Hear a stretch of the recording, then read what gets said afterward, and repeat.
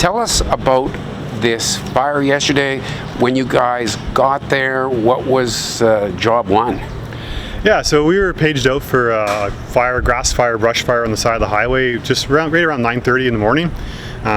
We responded right away with our complement of a crew, a water tender and a bush truck and a command vehicle. But it's your fire department that's there alone at first. What were you seeing? What were your people seeing when you got there? Yeah, so when we arrived, we had a fairly aggressive fire. It was rank 2 fire, so that means that the trees weren't kindling when we first got there, but we did have open flame and it was spreading. It's very, very steep terrain out there.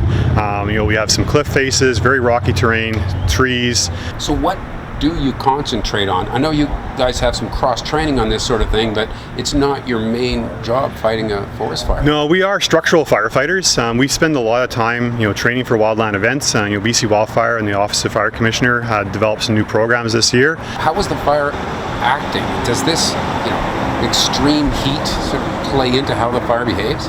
Absolutely. We're seeing some aggressive fire behavior with the heat and the fine fuels being dried out the way they are. We're lucky we still have some green up in the canopy at the moment for the next couple of days at least.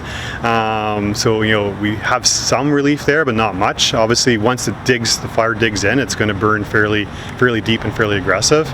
Mother Nature has cooperated lately for us. We haven't had any winds during these fire events. That'd be disastrous, especially in the conditions we were in yesterday. That's been the toughest part is managing the heat, rehab, keeping the crews hydrated, and not having any members go into heat stroke and heat exhaustion. So not just getting the iron there, but getting extra manpower there has been critical. And we did that on Saturday with our fire. We had support from Joe Rich and Kelowna and West Kelowna, bringing manpower in to swap out our crews so that we didn't have people overexerting themselves.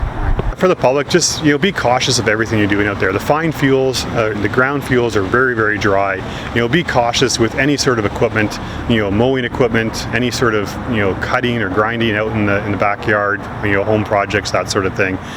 Things can ignite very quickly. And if I have 2 seconds, just again remind the public, is now is a good time to look at FireSmart. We have 2 dedicated local FireSmart representatives here in Peachland.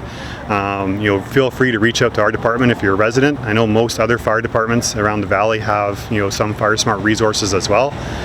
Fires happen very fast, and it's all about being ember safe. Thanks, Chief, for what you do. Oh, thank you guys.